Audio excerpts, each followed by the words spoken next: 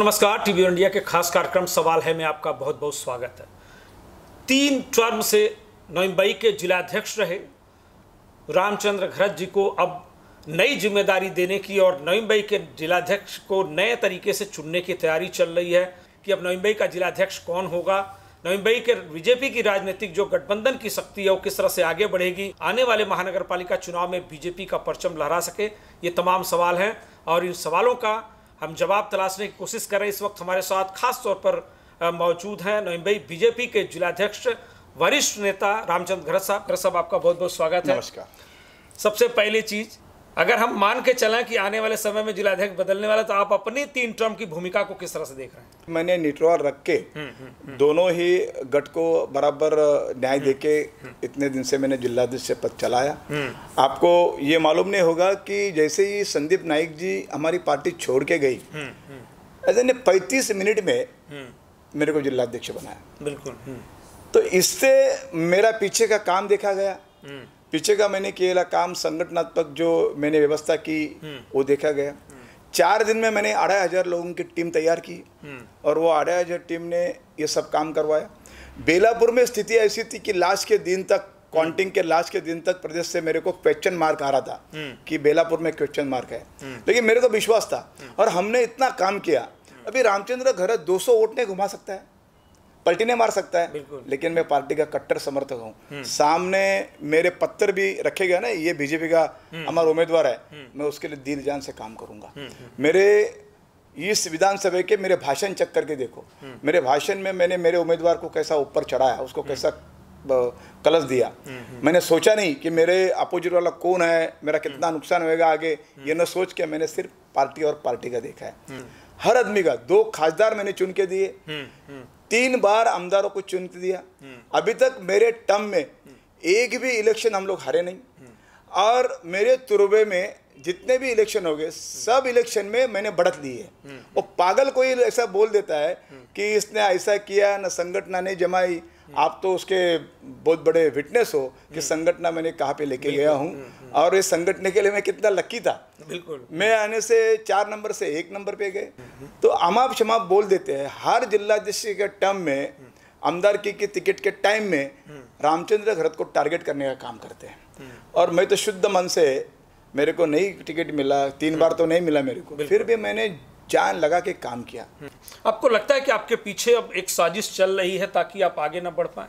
कई लोगों को वही पसंद नहीं है कि रामचंद्र घरत पार्टी के लिए इतना क्यों काम करते हैं, क्यों साजिश चल रहे है, मेरे को ये समझ में नहीं आ रहे। अभी जिलाध्यक्ष बन रहा है, उसमें मैं भी इच्छुक नहीं हूँ। मैंने बोल दिया मैं एक ही क्लास में कितना दिन रहूंगा। लोग बोलेंगे ये तो स्टूडेंट ऐसा है कि पास ही नहीं होता है।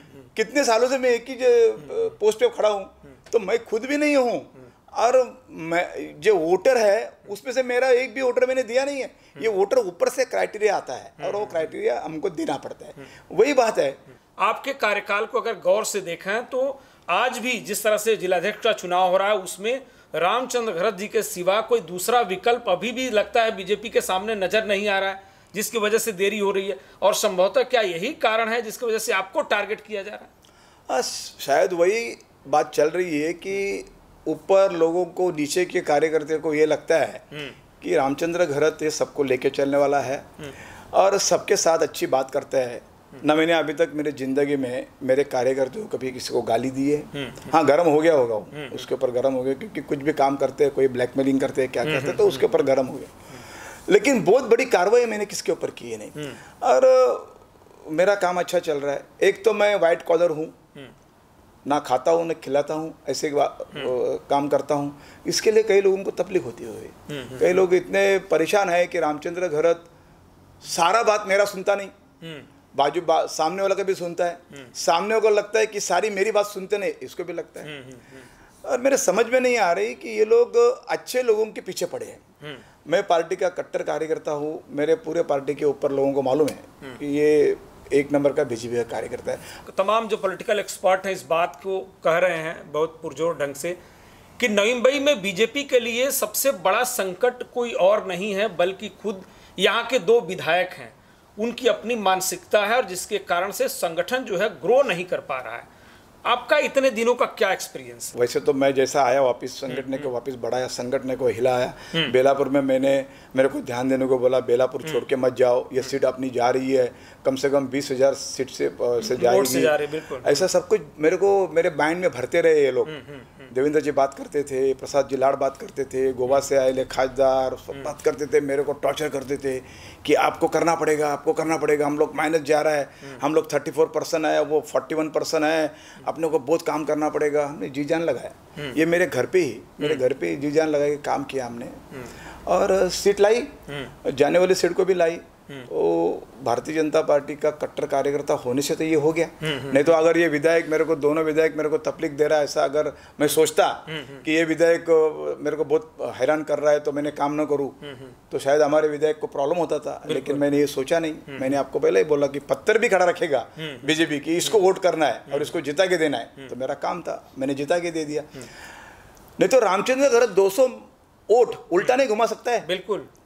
तो 200 और उल्टा घूमते हैं तो सामने वाला जीत के आता था। बिल्कुल सही बात है। तो फिर भी सोचने वाले ने सोचना चाहिए। हमारे एक विधायक को जितने भी बार खड़ा हो गई हो, उतने बार उन्होंने उसको वोट तो नहीं दिया, उसके अगेंस्ट काम किया। उसके घर में जाके 2-2 घंटा बैठ के आराम से बात करते हैं, क्योंकि वो रामचंद्र घरत को विरोध कह करके उसके बाद बैठने का।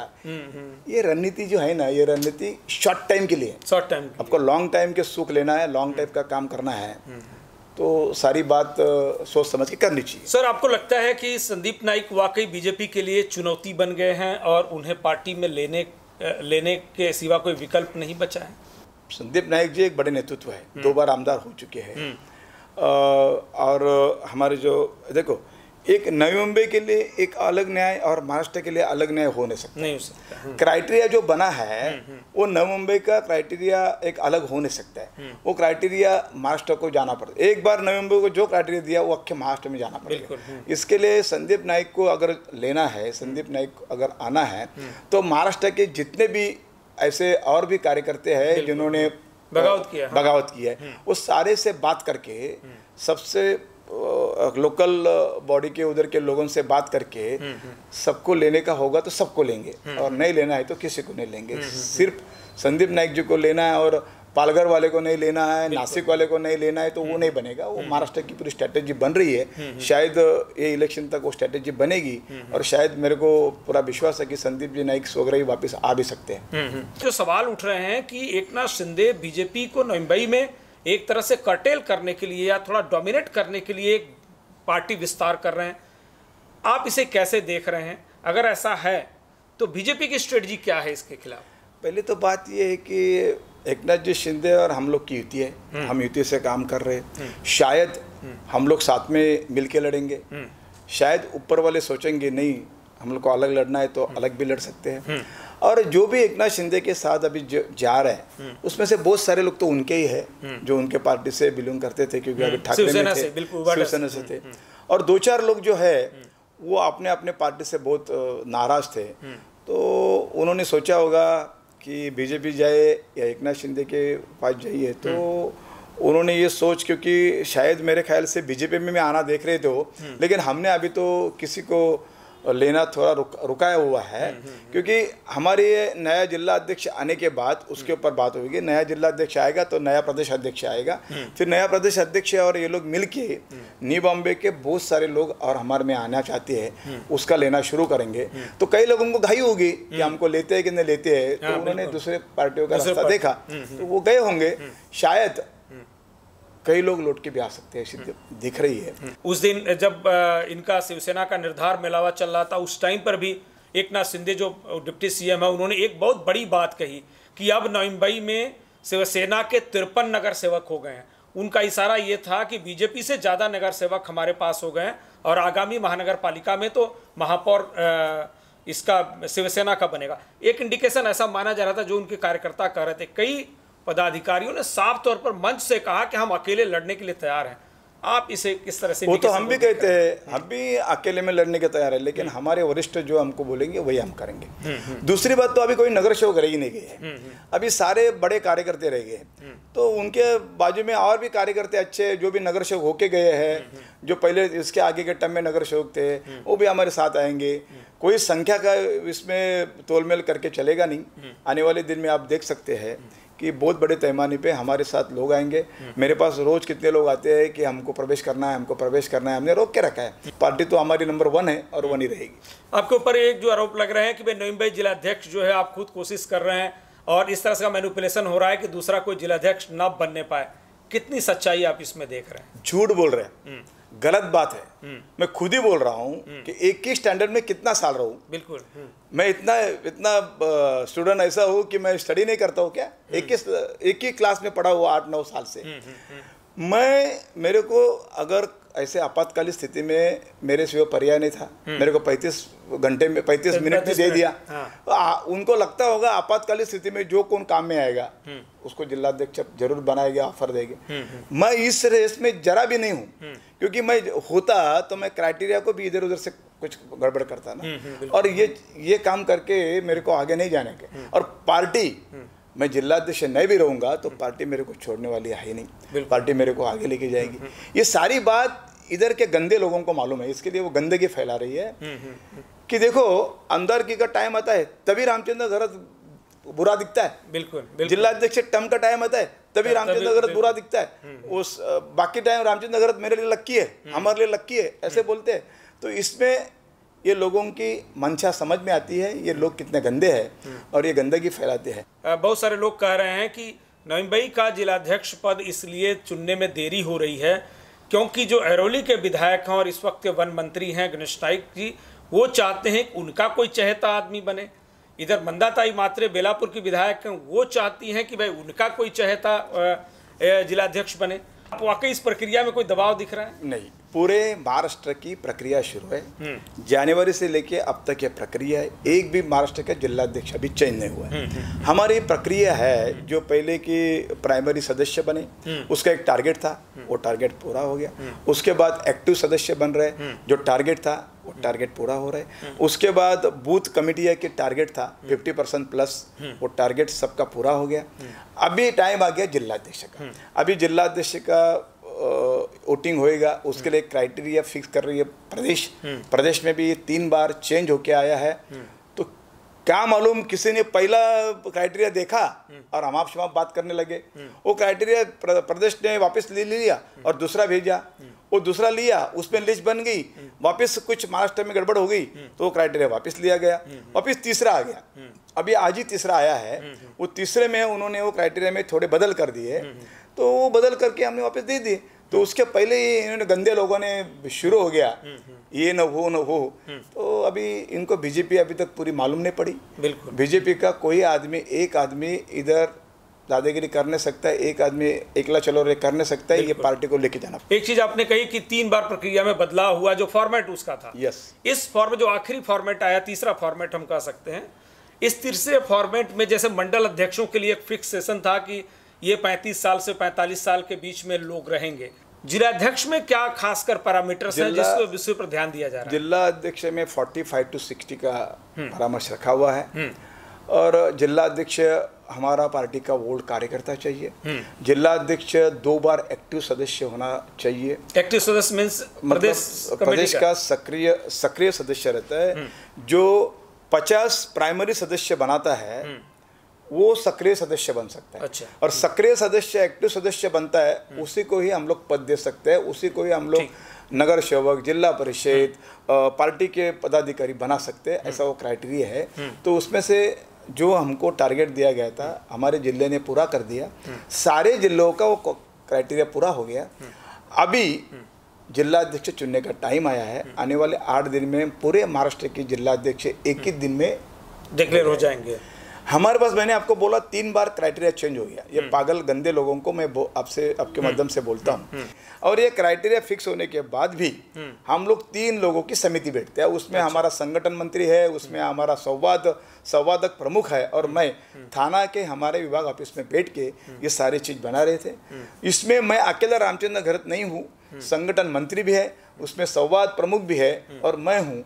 और ये संगठन मंत्री के सिवाय, उसके सैन के सिवाय ये क्राइटेरिया फिक्स नहीं होता है। रामचंद्र घरत बोल के नहीं होता है, उन्होंने अभी फिक्स कर दिया है। ये फोकट की अफवाहें उठा रही है, फोकट मतलब किसी व्यक्तिगत सुझाव पर होने वाला नहीं है, एक सामूहिक प्रक्रिया है जिसके बाद चयन होगा इस बात का। इतने लंबे समय से कोई भी महाराष्ट्र में बीजेपी का जिलाध्यक्ष नहीं रहा है, आप इकलौते पूरे इंडिया में, तो ये भी पार्टी के लिए बहुत बड़ी उपलब्धि है। पिछली बार तो आपको टिकट नहीं दिया गया, चूंकि ये चुनाव है नहीं, इसलिए हम टिकट की बात नहीं पूछेंगे, लेकिन क्या बड़ी जिम्मेदारी घरत साहब चाह रहे हैं कि उन्हें दी जाए ताकि उनकी काबिलियत और दिखे? ये भारतीय जनता पार्टी के ध्येय और धोरण ऐसे है कि हमारे यहाँ ज़्यादा से ज़्यादा 2 टर्म किसी को दिया जाता है, लेकिन मेरे को 3 टर्म दिया गया। अभी चौथी टर्म की तैयारी मैं नहीं कर रहा हूँ। 2014 में उस टाइम कोकन देख रहे थे तावड़े साहब, विनोद तावड़े साहब ने मेरे को बुलाया और बोला कि रामचंद्र आप तैयारी करो, आपको बेलापुर लड़ना है। तो मैंने बोला यस, मैं पार्टी के लिए लड़ूंगा, क्योंकि गणेश नाइक साहब के साथ लड़ना था। बोला पार्टी के लिए मैं लड़ूंगा, कोई टेंशन नहीं। तो मैं आया, मैंने तैयारी शुरू कर दिया, मैंने घर में मीटिंग लिया और बोला कि ऐसा ऐसा अपने को लड़ने का वगैरह वगैरह हो गया। 15 दिन के बाद उन्होंने मंदाताई को इन्वाइट किया। हाँ, बिल्कुल। और फिर तब मेरे को तावड़े साहब ने बोला कि रामचंद्र अभी मंदाताई का जरा वो कुछ बोर्ड बीट तोड़ा था, तो थोड़ा नाम थोड़ा ऊपर आया है, तो आप जिला संभालो। तो मैंने बोला ठीक है, मैं पार्टी का आदमी हूँ। तो फिर मेरे को 2-4 महीने में 3 महीने में फिर जिले का ऑफर किया, फिर मैं जिला अध्यक्ष बना।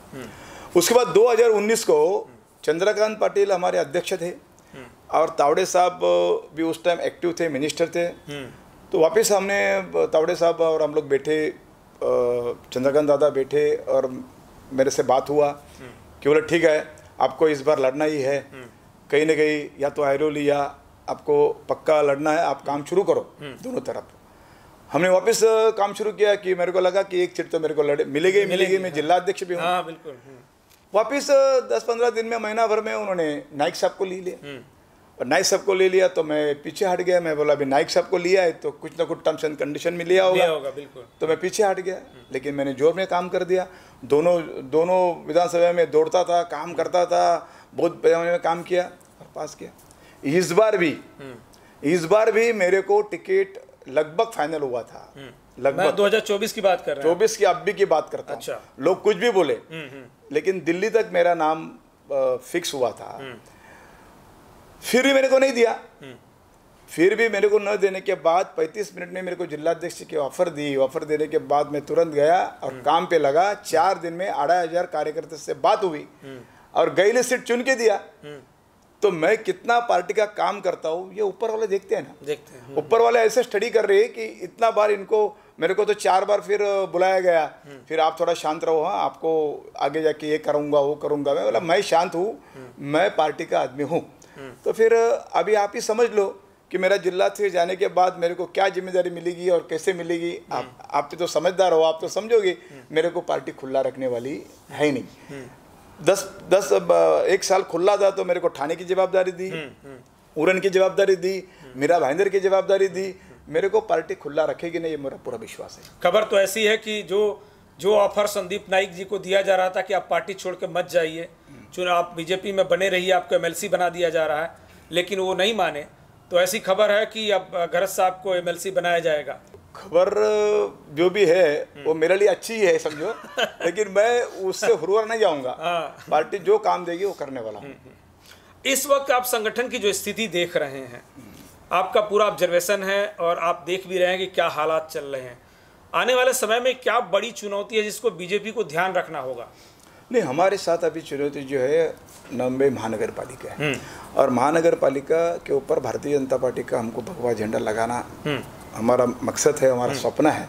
क्योंकि पहली बार अगर चांस आया है तो महानगर पालिका हम जीत सकते हैं, ऐसा चांस आया है। हालांकि नाइक साहब हमारे पार्टी में आने के बाद उनके साथ जो ताकत आ गई, उससे हमको पूरा विश्वास है कि हम लोग भारतीय जनता पार्टी का ही महापौर यहाँ पे बिठाएंगे। ये हमारा पहला मकसद है। हमारी संगठन तो वैसे भी जमी हुई है, जिलाध्यक्ष कोई भी आ जाए संगठन मजबूत उनके हाथ में मिलेगी। एक भी ऐसा संगठन का आदमी नहीं उसको ढूंढना पड़ेगा। सारे बूथ अध्यक्ष तय है, सारे बूथ समिति तय है, सारे पदाधिकारी तय हुए हैं, तो उनको इतनी ये नहीं पड़ेगी कि कुछ नया ढूंढने जावे और न मिल पाए, ऐसा कुछ होएगा नहीं। पार्टी मजबूत स्थिति में है। आने वाले टाइम में हमारा एक ही स्वप्न है कि पहली बार भारतीय जनता पार्टी का महापौर नवी मुंबई महानगर पालिका में बैठे। जितनी मजबूती अरौली विधानसभा क्षेत्र में बीजेपी के पास है, उतनी ही मजबूती क्या बेलापुर में है? दोनों में आप क्या अंतर देख रहे हैं? मैं तो अभी बेलापुर में हमारी ज़्यादा मजबूती है। हाँ। ऐसा मैं देख रहा हूँ, क्योंकि जो बेलापुर में जो गए थे वापस आ गए। हाँ। जो लोग आए ना वो 100% वापस चुनने वाले लोग हैं। बिल्कुल, जैसे कि इथापे हो गए, महापौर जी है, ये लोग नेत्रा शिर्के जी है, ये लोग चुनने वाले में है। तो उल्टी बेलापुर की स्थिति और मजबूत बढ़ गई, वो आने से और मजबूत हो गए हम लोग। तो इसका मतलब अरौली की स्थिति नहीं दिख रही? इसका मतलब ये नहीं, जो उनके बराबर की स्थिति आ गई। अच्छा, जो डाउन थी, बेलापुर डाउन हो गई थी, वापस बराबर की स्थिति में आ गई। और ऐसे लोग हमारे साथ अभी नगर सेवक है, वो 100% चुनने वाले लोग हैं। इसके लिए हमको वो इतना टेंशन नहीं है। सिर्फ महानगर पालिका में हर कार्यकर्ता ने अगर काम ठीक से किया तो निश्चित हमारा महापौर बनेगा। जैसे एकनाथ शिंदे जी ने कहा, हमारे पास अभी 53 नगर सेवक हो गए, सिटिंग नगर सेवक हो गए, और वो सारे नगर सेवक चुन के आने वाले दिख रहे हैं। तो बीजेपी का कंपैरिजन कैसे होगा? अगर 53 उनके पास आ गए हैं तो ये तालमेल कैसे होगा? कैसे आपको लग रहा है? सर, जब इलेक्शन लगी थी, वापस तो पास आगे गई, जब इलेक्शन लड़े थे हम लोग बैठे थे, बड़े लोगों के साथ बैठे थे, विश्लेषण के लोग साथ बैठेंगे। उस टाइम हमारे 111 में 80 सीट आ रहे थे। अच्छा, उस टाइम 122 हुए थे। हाँ, 122 हुआ, बिल्कुल। 122 में 80 सीट हमारे दिख रहे थे। उसमें से एक भी आदमी हिला नहीं है। जो हमने तय किए थे 80 लोग चुन के आने वाले हैं, उसमें से 1-2 सीट वो भी नहीं। तो 80 तो हमारे पास परफेक्ट लोग हैं जो हमारे साथ जुड़ने वाले हैं। इनके साथ कोई गया होगा, उसमें से हमारे लोगों से कोई गया नहीं। इसका मतलब उसका 53 हो जाए, हमारा 80 का ज़्यादा 70 हो जाएगा। उसका 53 ही है उनके पास, तो 53 से उसके मैंने 80 का 70 किया, तो उसका 53 से 43 भी हो सकता है। तो मेरे ख्याल से अगर 80 से हम 70 भी जीतते हैं तो हमारा ही महापौर बनता है। और निश्चित रूप से आज की स्थिति देख के हमारे जो नारे हैं, हमारा जो काम है, हमारे जो देवेंद्र फडणवीस साहब जो काम कर रहे हैं, मोदी साहब जो काम कर रहे हैं, काम इतना अच्छा चल रहा है, उससे और लोग प्रभावित हुए हैं। और लोग प्रभावित होके हमारे ऊपर और सीट बढ़ने की चांसेस है। तो इस बार हम लोग उस बार 80 थे, तो इस बार हम लोग 90 की तरफ जाने का कोशिश करेंगे। तो उसमें से हमको 75 से 80-90 सीट जरूर मिलेगा।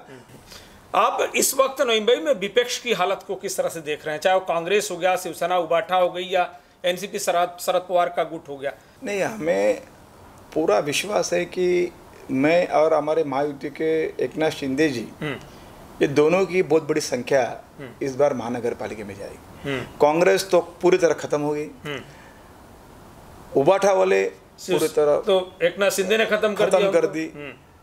2 या 3 रह गए आयरोली में, बस। उसके बाद उबाठा में कोई है नहीं। कांग्रेस में तो मेरे ख्याल से एक भी नहीं है। हाँ। सब गए। हाँ। तो आप ही उसका अनुमान लगा सकते हो कि आने वाले टाइम में सबसे ज्यादा महानगर पालिका के सीट पे बैठने वाले लोग कौन रहेंगे? तो हमारे युति के ही रहेंगे। आपके खिलाफ एक पत्रकार ने बहुत ही तीखी टिप्पणी की है, क्या जवाब आपका है? आपने देखा होगा खुद। क्या हुआ है कि सर, गुस्सा आने की बात है कि उसने मेरे बाप को नहीं कहा। अब चौथा स्तंभ हो, अब किसी के साथ पैसे लेके अगर कुछ ऐसे बोलते हो तो सोचना पड़ेगा। और रही बात क्राइटेरिया की, मैंने बार बार बोला है कि 3 बार क्राइटेरिया चेंज हुआ है। मेरा अकेले का कुछ है ही नहीं। अभी किसी का नाम नहीं आया तो उसमें जिम्मेदार मैं नहीं हूँ। मैं भगवान की कसम खा के कहता हूँ कि अभी तक मैंने किसी को बोला नहीं कि मेरा नाम डालो। बराबर है। और ये लोग पत्रकार लोग मेरे ऊपर बोल रहे हैं कि चौथी बार होने के लिए साजिश बना रहे हैं, उसके नाम का ये बना रहे हैं। और मैं तो पूरा संभाल के चल रहा हूँ, और मैं तो इच्छुक भी नहीं अभी। हाँ, कहीं पार्टी का जिम्मेदारी देती है तो उसमें गलत क्या? उसमें कुछ है नहीं। लेकिन मेरे नाम पे डंका पिटाते हैं कि अपने लोगों को आगे कर रहा है, अपने लोगों को आगे कर रहा है। अरे क्राइटेरिया उधर से आता है रे, पागल जैसे बात करते हो। थोड़ा सोच समझ के, आपकी लायकी समझते हो उसमें, आप कितने लायक के पत्रकार हो ना उसमें दिखती है। आपके पास कुछ एविडेंस नहीं, कुछ नहीं, कोई बोलता है और बोलते हो। आप क्या हमारे क्राइटेरिया में घुस गए क्या? आप पत्रकार हो, आपको मेरे क्राइटेरिया मालूम है क्या? नहीं पता है, नहीं पता है, तो आप क्यों बोलते हो, कैसे बोलते हो? तो इसका मतलब किसी गंदे आदमी ने आपको बोला है ये सब चीज। पत्रकारों को तो समझना चाहिए। एक पत्रकार था जिन्होंने बोला कि इसके अभी उछल बांगड़ी कर देंगे, उसको उड़ा देंगे, ऐसा देंगे। अरे यार 3 बार हो गया हो और उसके बाद उछल बांगड़ी क्यों होती है? अब किसी ने पैसा दिया आपको, पैसा देके अगर ऐसे बात करते हो आप, चौथा खंभा हुआ। मेरा ये जो बात है ना, ये बात आप ध्यान से सुनो। मेरे पास बहुत कुछ है, लेकिन मेरी ये गंदगी नहीं है। मेरा फैमिली और मेरा घर ये गंदगी से दूर है। हम लोग इतने आप साल से देखा, एक भी भ्रष्टाचार नहीं करते। आज लोग अपने बाप का नाम डालने के लिए, आपका भाई का नाम डालने के लिए, चाचा का नाम डालने के लिए झगड़े करते हैं। आज तक मेरे तुरबे में मेरे घर का किसी का भी नाम नहीं है। अब मेरे घर का पूरा, अब आप मेरे घर पे बैठे हो, मैं जहाँ से ऊपर से आता हूँ और उतरता हूँ तो पहले मेरे बाप और माँ को देखता हूँ, फिर भगवान के पास जाता हूँ। इसका मतलब मेरा भगवान है वो, और आप बाप निकालने की जरूरत नहीं। हाँ, हर भाजपा कार्यकर्ता के बाप का पार्टी है ये किसी एक के बाप के नहीं, हर बीजेपी के कार्यकर्ता के बाप का पार्टी है। लेकिन आप बाप निकालते हो, उनको मैं इशारा देता हूँ, आपने आज मेरा बाप निकाला है। अगर मैं चाहूँ, मैं अगर आपका फैमिली का निकालने जाऊँ तो आपको सुसाइड करनी पड़ेगी। लेकिन मेरी संस्कृति नहीं, मेरा बाप मेरा भगवान है, मेरा पहला भगवान मेरा बाप है।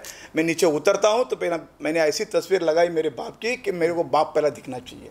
और आज किसी पत्रकार ने मेरा बाप निकाला है, मैं उसके घर का निकालूंगा ना तो वो खुदकुशी करे भी ना रहेगा नहीं, और जिसने उसको बोला है उसका भी निकालूंगा ना तो उसके फैमिली के लोग भी देंगे, इतना भी मेरे को विश्वास है। लेकिन मैं ये गंदगी में जाऊंगा नहीं। मैं भारतीय जनता पार्टी का सुसंस्कृत कार्यकर्ता हूँ। मेरे माँ बाप ने मेरे को सिखाया है, ना किसको फंसाना, ना किसको डुबाना, ना किसको चोरी करना, ये सारी बातें हैं ना, ये सिखाए मेरे बाप ने मेरे को। मेरे बाप ने मेरे को जाते समय बोला है कि तू नगर सेवक बन गया है, किसी वास्तु के ऊपर नाम मत डालो, लोगों के पैसे के ऊपर मेरा नाम नहीं चाहिए, ऐसा किसी का बाप है? ये मेरा बाप है, मेरा भगवान है।